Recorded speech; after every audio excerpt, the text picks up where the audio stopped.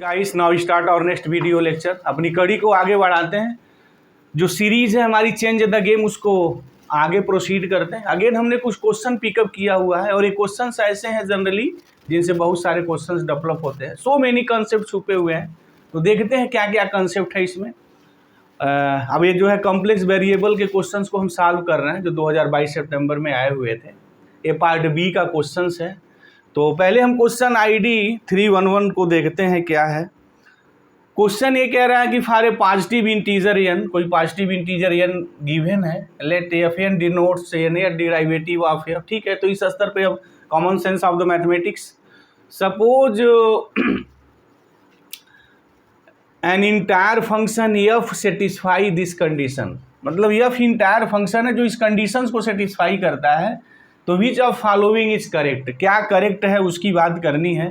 तो अगर आप ऑप्शंस को यहाँ ध्यान से देखते हैं ना, तो एफ एन जीरो, मतलब जो सीक्वेंस है, जो इंटायर फंक्शंस है उसका एन डिराइवेटिव करने के बाद जो सीक्वेंस डेवलप होगा at z is equal to zero पे, पूरे ऑप्शन को केंद्रित किया गया है। मतलब ऑप्शन में कोई बहुत बड़ी गेम नहीं खेली गई है, बट ये इंटायर फंक्शन इस कंडीशंस को सेटिस्फाई करेगा तो क्या होगा, थोड़ा ये देखने वाली बात है। तो चलते हैं, देखते हैं।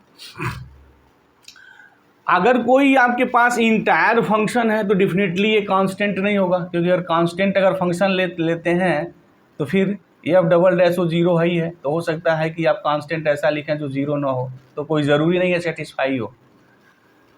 ये कंडीशंस सारे इंटायर फंक्शन सेटिस्फाई करेंगे, क्या होनी चाहिए देखिए। F square plus f zero, मतलब डबल डिराइवेटिव है जो गिवन है, f double dash f is equal to zero. अगर हम इसके ऑक्सिलरी इक्वेशंस की बात करें तो this is equal to zero, यानी जो डी है हमारे पास आयोटा एंड माइनस आयोटा। तो जो एफ जो होगा, f of z is equal to c one cos z plus c two sine z. Okay, there is no any problem. यहाँ इस स्तर पे तो हम लोग बात कर ही सकते हैं, कोई प्रॉब्लम नहीं है।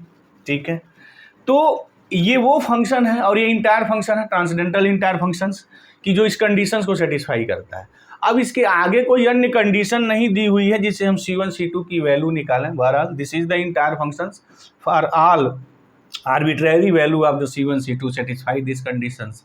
यहाँ आर्बिट्रेरी C1 C2 कांस्टेंट का मतलब क्या है कि ये कॉम्प्लेक्स नंबर भी हो सकता है, आपका रियल नंबर भी हो सकता है। बहरहाल हो गई बातें कि हमारा ये वो इंटायर फंक्शन है कि जो इस कंडीशंस को सेटिस्फाई करता है। अब क्या है, अब ऑप्शन पे सीधे आते हैं। कह रहा है कि एफ एन जीरो पे बात कही गई है, तो एफ एन जीरो निकालिए। तो पहले इसका हम लोग एन डिराइवेटिव निकालते हैं। तो जब एन डिराइवेटिव निकालेंगे तो f n z is equal to what, ये आपका होगा n time differentiation c one cos n pi by two plus z plus c two sine n pi by two plus z. Okay, मुझे f n zero की तलाश करनी है, तो f n zero क्या होगा, जेड के जगह अगर मैं यहाँ जीरो लिख दूँ तो ये हो गया c one cos n pi by two plus c two sine n pi by two. हो गई बात है। अब देखिए यहाँ ध्यान से, इधर अटेंशन ऑन द बोर्ड, इसको नोट करिए आप पूरा। जब भी कभी कास साइन की वैल्यू हो और पाई बाई टू के रूप में हो, तो जनरली हम एक लेक्चर्स के दौरान ये बात करते हैं ना, एन की वैल्यू जो है वो 4K के टर्म्स में आप लिखिए, सारी समस्या आपकी सॉल्व हो जाएगी। जैसे यहाँ एन पाई बाई टू दिया हुआ है, एन की वैल्यू कोई इंटीजर्स है, तो हम क्या क्या वैल्यू इसकी लिखेंगे। तो देखिए, जब भी ऐसा कोई भी क्वेश्चन आए जहाँ साइन कास हो और पाई बाई टू, मतलब multiple of pi by to, integral multiple of pi by to की बात कही गई हो, तो वहाँ कैसे आप लिखेंगे, ये चीज़ always keep in mind here. या एक कंसेप्ट को ही बना लें तो बहुत काम आएगा आपके। और एक वीडियो लेक्चर्स ऑलरेडी हमने limit point of the sequence पे बनाया है, तो वहाँ हमने काफ़ी डिटेल्स में उसकी बात की है, तो वहाँ भी आप उस लेक्चर्स को देख सकते हैं। बहरहाल उस लेक्चर से ही इस क्वेश्चंस के रिजल्ट को तमाम डेवलप किए गए हैं। अगर वो वीडियो लेक्चर्स आप ध्यान से अगर पढ़ेंगे तो फिर ये तो ऑप्शंस आपके लिए बाएँ हाथ का खेल हो जाएगा। बहरहाल हम फिर अगले एक बार डिस्कस कर दे रहे हैं। तो देखिए f n zero z is equal to, अगर जीरो लिखेंगे तो मेरी वैल्यू ये आ गई। अब यहाँ मैं जो ले रहा हूँ n is equal to what 4K minus 3, where K is equal to 1 2 3 4, मतलब एन इज इक्वल टू, अगर K1 लिखेंगे तो फिर क्या आ जाएगा, 1 आ जाएगा। K2 लिखेंगे तो 4 दूना 8, 3 5 हो जाएगा। देखेंगे जब 4K के टर्म्स में लिखेंगे तो इनके बीच जो गैपिंग आएगी ना, हमेशा 4 के डिफरेंस पे आएगी।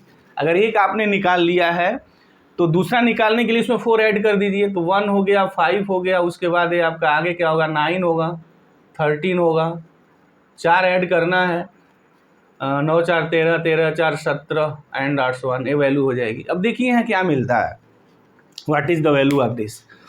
अगर n इज इक्वल टू मैं 4K - 3 लिखूँ, तो जब k इज इक्वल टू 1 2 3 लिखेंगे तो क्या आएगा, 1 आएगा, 5 आएगा, 9 आएगा। तो जब 1 आएगा, 5 आएगा, 9 आएगा, तो फिर वैल्यू क्या होगी, ये what is the value of this. तो ये जो मेरी वैल्यू जब आएगी इस टाइप की, तो फिर कास की जो वैल्यू होती है π/2 का अगर 8 मल्टीपल है तो उसकी वैल्यू 0 होती है।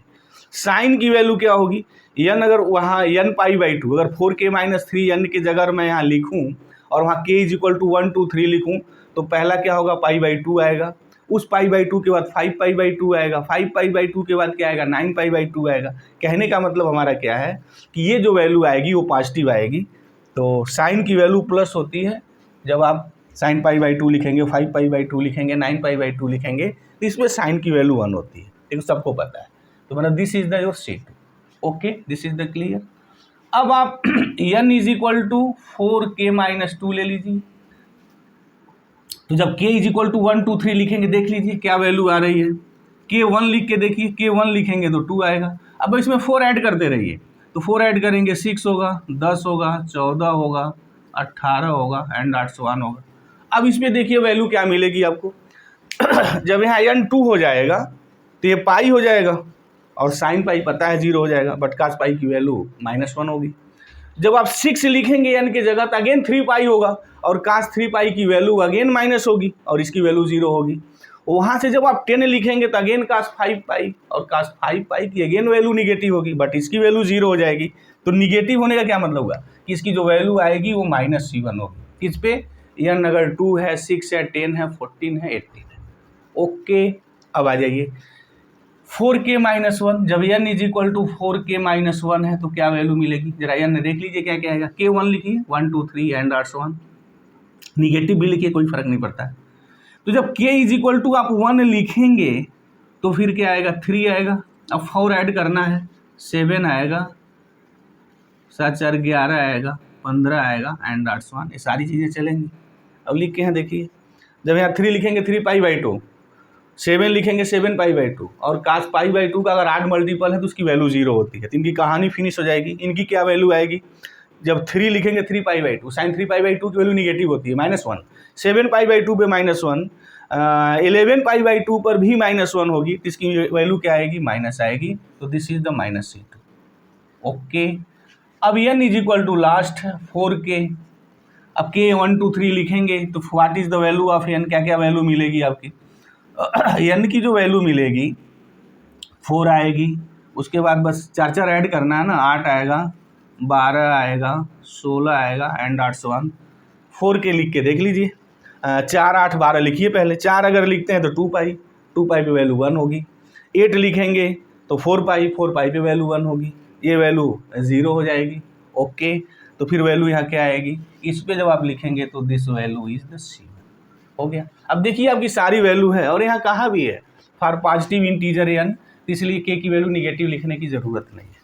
देखिए सबके लिए मिल गया कि नहीं, 1 2 3 के लिए देखिए यहाँ 1 है, 2 है, 3 है, उसके बाद यहाँ 4 है, राइट। 5 देखिए यहाँ 5 आ गया, 6 आ गया, 7 आ गया, 8 आ गया। n 1 2 3 4 5 6 हर जगह प्रेजेंट है ना, सीक्वेंस के ईच नंबर्स की यहाँ बात हो गई। 1 है तो C2 है, दूसरा है तो C1 है, थर्ड टर्म पे -C2 है, फोर्थ टर्म पे C1 है। तो अगर मैं सीक्वेंस को लिख लूँ या फिर 0, तो फिर क्या होगा वो, व्हाट, देखिए पहले 1 टर्म फर्स्ट टर्म लिखते हैं। तो फर्स्ट टर्म क्या है, 1 के लिए C2 आया है, सेकेंड के लिए -C1 आया है, थर्ड के लिए अगेन -C2 आया है, फोर्थ के लिए C1 आया है, फिफ्थ के लिए अगेन आ गया है C2 आ गया, उसके बाद -C1 आ गया, -C2 आ गया, C1 आ गया, ऐसे चलेगा। क्या मतलब हो रहा है कि इस वैल्यू को यहाँ बार बार ये रिपीट हो रहा है, तो फिर एक ऐसा सीक्वेंस है, this is the oscillatory sequence having finite oscillations. अब इसके अगर हम लिमिट की बात करें, लिमिट निकालने जाएँ, limit n tends to infinity भी fn 0, तो फिर इसकी वैल्यू क्या आएगी? इसकी वैल्यू यही आएगी C1 C2 minus C1 minus C2। तो लिमिट अगर एक से ज़्यादा है तो लिमिट इसका एग्जिस्ट नहीं करता है, does not exist, but limit point इसका एग्जिस्ट करता है। तो ये जो कुछ हम निकाले हैं, this is the what, limit points निकाले। Okay, this is the your limit points. अब C1 C2 हमारा आर्बिट्रेरी नंबर है, तो फिर ये इसके लिमिट पॉइंट्स हो गए। अब ऑप्शन क्या, हमने तो प्रूफ ही कर दिया पूरे क्वेश्चंस को। अब देख लीजिए ऑप्शन में क्या गेम खेली गई है, कैसा सीक्वेंस है ये। तो ये कन्वर्जेंट तो है नहीं, क्योंकि लिमिट एग्जिस्ट नहीं कर रही, किसी एक पॉइंट पे कन्वर्ज ही नहीं हो रहे हैं। सीक्वेंस के सारे नंबर्स C2 है, माइनस C1 है, माइनस C2 है और C1 है, और C1 C2 आर्बिट्ररी है, कुछ भी हो सकता है, be any complex number. Okay, अब चलिए अब ऑप्शन को देख लिया जाए। ऑप्शन में क्या गेम खेले हैं, कह रहे हैं कि FN 0 जो है कन्वर्जेंट है। नहीं साहब, कन्वर्जेंट नहीं है, इसकी लिमिट एग्जिस्ट नहीं करती है। तो जो कन्वर्जेंट होने की जो बात है, इनकी कहानी तो फिनिश हो जाती है। सेकेंड में कह रहे हैं कि limit n tends to infinity FN 0 1 है। नहीं, हम बात दावे के साथ नहीं कह सकते हैं। जब लिमिट ही एग्जिस्ट नहीं करती है तो फिर ये कहाँ आ जाएगा? ये तो बात हो ही नहीं सकती है, जब एग्जिस्ट ही नहीं कर रही है तो हो ही नहीं सकती है। अब यहाँ लिखा है कि माड FN 0, तो अगर हम माड FN 0 की बात कर रहे हैं यहाँ, तो माड FN 0 में क्या आएगा? जो हमारे सीक्वेंस के सारे टर्म आएंगे वही आएंगे। C1 C2 बार बार रिपीट होगा, यही होगा। C2 है, C1 है, C2 C1, यही तो आएगा माड में। यानी अब हम लिमिट अगर इसकी निकालेंगे तो C1 या C2 आएगा, और अगेन इसका लिमिट एग्जिस्ट नहीं करेगी। लिमिट पॉइंट तो इसका C1 C2 2 हो जाएगा। तो अगर किसी सीक्वेंस का लिमिट पॉइंट एग्जिस्ट करता है तो डेफिनेटली उसका एक ऐसा सब सीक्वेंस होगा जहाँ पे वो कन्वर्जेंट होगा। ये तो डिफिनीशन ही है, रिजल्ट ही है। तो फिर option 4 is the right here. अब ऐसे जब 3 कैंसिल हो गए तो MCQ क्वेश्चन है, एक को सही होना है, तो ऑप्शन 4 इज द राइट। बहरहाल हमने इस चीज़ को प्रूव किया, और इस चीज़ को आप नोट करें, क्योंकि ऐसे अगर आप प्रीवियस ईयर के और भी सारे क्वेश्चन पेपर देखते हैं तो डेफिनेटली यहाँ ऐसे टाइप के क्वेश्चन आए हुए हैं। तो कहने के लिए कॉम्प्लेक्स का क्वेश्चन था, वहाँ टेलर्स ये इंटायर फंक्शंस वहाँ दिया था। बाकी सारी गेम तो यहाँ सीक्वेंस पे हो रही थी, और सक्सेसिव डिफरेंशिएशंस का भी यहाँ यूज़ था, ज़बरदस्त यूज़ था। क्योंकि अगर इस टाइप का अगर एनियर डिफरेंशिएशन आपको नहीं पता है तो आप नहीं लगा पाएंगे। अब देखने में आता है कि सक्सेसिव डिफरेंशिएशंस पे यूज पे हमेशा यूज करके सीक्वेंस को डेवलप किए जा रहे हैं। एनियर डिफरेंशिएशन निकाला जा रहा है, उसके बाद Z हो या X हो, उसके डिफरेंट वैल्यू पे तमाम क्वेश्चन बनाए जा रहे हैं। अब इस तरीके का एक ट्रेंड डेवलप हो गया है क्वेश्चन बनाने का। तो सक्सेसिव डिफरेंशिएशंस के जो रिजल्ट हैं, जो फार्मूले हैं, मेरी आपको सलाह है उसको एक बार सब रिजल्ट को आप ध्यान में रख लीजिए, क्योंकि देख ही रहे हैं क्वेश्चन बन ही रहे हैं। अगर सब कुछ जान रहे, अगर एनियर डिफरेंशिएशन साइन कास का आपको नहीं पता है तो फिर ये क्वेश्चन आपसे होगा भी नहीं। आप कितना भी इंटायर फंक्शन पढ़ डालिए, उसकी धज्जी उखाड़ डालिए, कोई फर्क नहीं पड़ने वाला है। तो सक्सेसिव डिफरेंशिएशन को भी ध्यान में रख लीजिए। मुझे याद नहीं आ रहा है 19 या 20 में ऐसे एक सक्सेसिव डिफरेंशिएशन पे सीक्वेंस का ही क्वेश्चन बनाया गया था, बाद में उसको इंटीग्रल पे लाया गया था। वो क्वेश्चन सही नहीं बना था, हालांकि एनियर डिफरेंशिएशन की बात वहाँ कही गई थी, but question is wrong here. CSIR net वालों से वो गलती हुई थी। खैर ये एग्ज़ाम के पार्ट्स में होते रहते हैं। इस क्वेश्चन को देखते हैं, इस क्वेश्चन से पीछे क्या लॉजिक है, क्या कंसेप्ट है उठाने का। एक्चुअल में क्वेश्चंस लगाने के पीछे जो मेरा एक उद्देश्य है ना, उसे कि रिजल्ट की याद धराना है, और उस रिजल्ट को आप बहुत सीरियसली नोट करें, क्योंकि वो रिजल्ट पर भी बहुत बार देखा गया ना क्वेश्चंस बन रहे हैं, बनाए जा रहे हैं। यहाँ भी देखिए इंटायर फंक्शंस पे है। अब इसके बाद जब मैं पार्ट C का क्वेश्चन सॉल्व करूँगा, वो बड़े ज़बरदस्त क्वेश्चन पूछे गए हैं, और वो इंटायर फंक्शंस पे क्वेश्चन खूब बनाए हैं। जैसे लगा है कि CSIR नेट वाला 2022 सितंबर का जो एग्ज़ाम था ना, वो इंटायर फंक्शन से उसका कुछ ज़्यादा लगाव हो गया था। बहरहाल चलते हैं, देखते हैं क्या यहाँ CSIR वाले करामात किए हैं। कह रहा है कि ये जो फंक्शन है हमारा, यहाँ पहले ही कह दिए हैं कि नॉन कांस्टेंट है, इंटायर फंक्शन है, मतलब इंटायर फंक्शन वो मेरा कांस्टेंट नहीं है। तो अगर कोई इंटायर फंक्शन कांस्टेंट नहीं है तो इंटायर फंक्शन की दुनिया में 2 ही हो सकता है।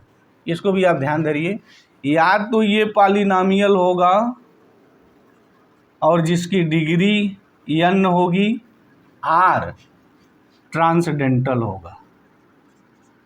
ट्रांसडेंटल तो एक्सपोनेंशियल साइन कास वहाँ आएंगे, या तो पॉलिनॉमियल होगा या ट्रांसडेंटल होगा। तो ये तो बात पक्का इन्होंने क्लियर कर दिया कि ये नॉन कांस्टेंट। अच्छा, कांस्टेंट पॉलिनॉमियल भी होता है, तो यहाँ ये नहीं है कि वो कांस्टेंट पॉलिनॉमियल नहीं, उसकी डिग्री कम से कम 1 2 होगी, कहने का मतलब है, या तो फिर वो ट्रांसडेंटल हो जाएगा।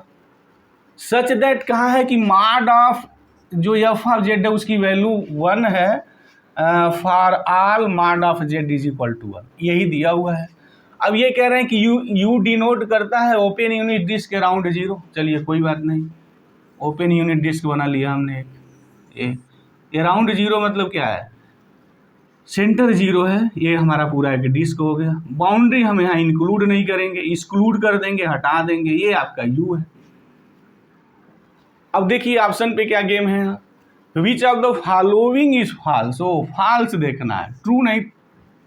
अब मुझे फॉल्स की तलाश करनी है, इसमें से फॉल्स कौन है। ऑप्शन में क्या है, f of c is equal to c है क्या। अब यहाँ देखिए कि अगर ये फंक्शन इंटायर है, नॉन कांस्टेंट है, तो ये दो बातें हुई।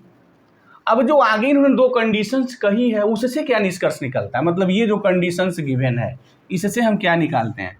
एक्चुअल में हमारे पास एक बड़ा ज़बरदस्त रिजल्ट है, और वो आप ध्यान रखिए कि अगर आपके पास कोई नॉन कांस्टेंट इंटायर फंक्शन है और absolute value of f of z less than r is equal to m mod of z raise to the power n है for all z greater than are equal to 0, जहाँ M कोई हमारा positive number है और are भी कोई मेरा positive number है। ओके, तो एफ ऑफ जेड जो होगा, f of z is a polynomial. ये पॉलिनॉमियल होता है। कैसा पॉलिनॉमियल होगा, ये इसके आगे जो मैं लाइन लिख रहा हूं यही इंपॉर्टेंट है। Having degree at most n, अधिक से अधिक उस पॉलिनॉमियल की डिग्री एन हो सकती है अगर इस कंडीशंस को कोई हमारा इंटायर फंक्शन अगर सेटिस्फाई करता है। दूसरा है कि f of z less than r is equal to m, नहीं sorry, greater than are equal to m mod of z raise to the power n है for all z greater than are equal to r, ऐसा है, M और are वही है। तो polynomial होगा उसकी डिग्री यहाँ एट लिस्ट होती है, एट लिस्ट एन होता है, राइट। अब यहाँ क्या दिया हुआ है कि mod of f of z is equal to 1 है, ओके, और mod of z is equal to 1 की बात करनी है। तो फिर क्या होगा, एक ऐसा पॉलिनॉमियल होगा जिसकी डिग्री n होगी, और वो पॉलिनॉमियल जो होता है इंटायर फंक्शंस के z raise to the power n होता है, जहां मॉड ऑफ k की वैल्यू 1 होती है। इसको सेटिस्फाई करने वाला हमारा यानी डिग्री का एक पॉलिनॉमियल होता है, और वो इंटायर फंक्शन ऐसा होता है जहाँ मॉड ऑफ k की वैल्यू 1 होगी। अब देख लीजिए कंडीशन सेटिस्फाई करता है या नहीं। Mod of f of z क्या होगा, mod of k into mod of z raise to the power n। Mod of z आपने 1 कहा ही है, मॉड ऑफ k के लिए सेटिस्फाई करता है, तो mod of f of z is equal to 1 हो गया। तो ये मेरा फंक्शन है। तो अब ये अगर फंक्शन है, निकल गया अब आपको, अगर आपके पास रिजल्ट है, तो फिर ऑप्शन में कोई क्या घुमाएगा आपसे। अब ये पॉलिनॉमियल हो गया जिसकी डिग्री हमारी एटमोस्ट एन और एटलीस्ट एन को कंबाइंड करेंगे तो एग्जैक्ट डिग्री एन हो जाएगी। एन की वैल्यू हमारी क्या है, अब यहाँ कहा है कि नॉन कांस्टेंट है तो एन 0 नहीं हो सकता है, तो फिर एन क्या होगा, यहाँ n greater than are equal to 1 होगा। आप 1 डिग्री ले लें, 2 डिग्री ले लें, 3 ले लें, 4 ले लें, कोई डिग्री ले लें। चलिए अब ऑप्शन देख लीजिए, ऑप्शन में क्या है, कह रहा है एफ ऑफ सी सी होगा, एब्सोल्युटली होगा। अगर नॉन कांस्टेंट हमारा पॉलिनॉमियल है तो पूरे कॉम्प्लेक्स को कॉम्प्लेक्स पे मैप करता है। F has at least 1 0 in you, at least 1 0, तो एन की वैल्यू 1 होगी या 1 से बड़ी होगी। तो अगर हम इसके जीरोज़ की बात करें तो फिर क्या होगा, k z raise to the power n is equal to 0, this implies z raise to the power n 0, तो 0 0 एंड आर्ट्स 1 एन टाइम्स। तो जो 0 हो रहा है इस फंक्शंस का एक ही है, 0 है, तो ठीक है, वह यू के अंदर ही है इन यू, और यू आपका ओपन यूनिट डिस्क है 0 के अराउंड, ये भी बात सही है। सेकेंड भी सही है। थर्ड क्या है, f has at most finitely many distinct 0 in c, ये भी बात सही है, has at most finitely many distinct 0 in c. तो है, हम एक ही जेड ले लें आपका, f of z is equal to k into z, तो फाइनाइटली मेनी तो है ही है हमारे, वो तो बात दावे के साथ कही जा सकती है, eight most finitely many distinct 0 in सी। ठीक है, हाँ, अगर दो से ज़्यादा लिखेंगे तब बात तो गलत हो जाएगी। क्योंकि तब डिस्टिंक्ट नहीं रह जाएंगे ना, जीरो एक ही होगा इसका, जो भी रूट्स आएगा, जो भी जीरो आएगा z इक्वल टू जीरो ही आएगा। अब अगर आप 1 डिग्री लिखेंगे तो एक ही जीरो आएगा, 2 डिग्री लिखेंगे तो फिर 2 होगा, लेकिन तो वहाँ सेम हो जाएगा, तो वो डिस्टिंक्ट नहीं रहेगा, ये जो डिस्टिंक्ट बोल रहे हैं। लेकिन सिंस अगर यही क्वेश्चन हमारा सेकेंड डिग्री पॉलिनोमियल का होता तो फिर ये बात थर्ड भी ऑप्शन गलत हो जाता, क्योंकि ये जो डिस्टिंक्ट लिख दिए हैं ना, एक खुद ही घूम गए हैं डिस्टिंक्ट लिख करके। क्या z जीरो आ रहा है? जब z जीरो आ रहा है तो वहाँ डिस्टिंक्ट की बात ही नहीं होगी, फिर तो एक ही जीरो हुआ जो जीरो है मेरा। अगर 2 डिग्री है, 2 से मतलब 1 से ज़्यादा डिग्री है तो फिर रिपीटिशन रूट्स हो जाएंगे, तो रिपीटिशन रूट्स हो जाएंगे तो फिर ऑप्शन 3 हमारा कैंसिल हो जाएगा। तो ऐसा तो है नहीं, f of z is equal to z भी हो सकता है, और उस केस में तो आपका एक ही जीरो मिलेगा, तो डिस्टिंक्ट में लिख सकता हूँ, फाइनाइटली होना ही है, एनी डिग्री पॉलिनोमियल है तो फिर यहाँ तो अनंत तो आने नहीं जा रहा है। तो option 3 is also right here. F can have a zero outside you, नहीं ये नहीं हो सकता है, किसी कीमत में नहीं हो सकता है, क्योंकि जो एफ ऑफ जेड का जो जीरो है वो z is equal to zero पर ही मिल रहा है, और जेड जीरो यू के अंदर है, यू के बाहर है ही नहीं, तो ये तो किसी कीमत पे सही नहीं हो सकता है। और सही नहीं हो सकता है, मुझे उन्हीं की तलाश करनी है कौन से फॉल्स हैं, तो फिर option 4 is the right here, बाकी सारे मेरे गलत हो जाएंगे। गलत इन द सेंस वो ऑप्शन सही होते हुए भी गलत हैं, क्योंकि मुझे फॉल्स की तलाश करनी है, और एग्जाम में भी ध्यान देना जाता है कि करेक्ट पूछ रहा है कि फॉल्स पूछ रहा है। तो इसका जो ऑप्शन 4 है this is the right here. तो मुझे उम्मीद है कि इस क्वेश्चन के पीछे जो लॉजिक और कॉन्सेप्ट रही है, बात आपको बिल्कुल समझ में आ गई होगी। इसके बाद भी अगर आपको कोई डाउट है तो आप कमेंट बॉक्स में जाएं, कमेंट करें, हम उसका जवाब देंगे। तो थैंक यू गाइस, जय हिंद।